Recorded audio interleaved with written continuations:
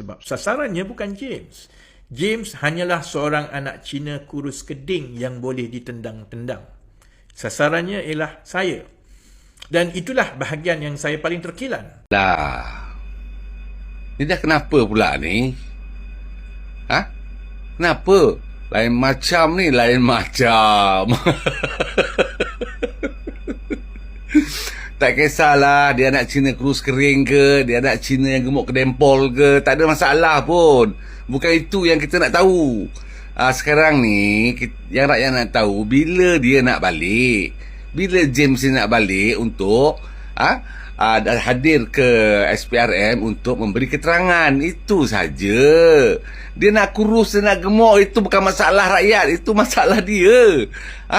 Baguslah kalau kau kata dia patriotik, kalau dia berjiwa kenegaraan, baguslah. Kalau betul dia berjiwa kenegaraan, balik. Bagi statement kepada SPRM, bagi kerjasama yang baik demi untuk negara. Apa masalahnya? Kan?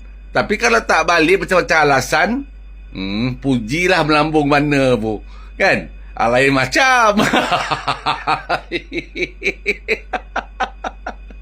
Dan satu lagi kan, kalau macam tu, apa dia nak risau?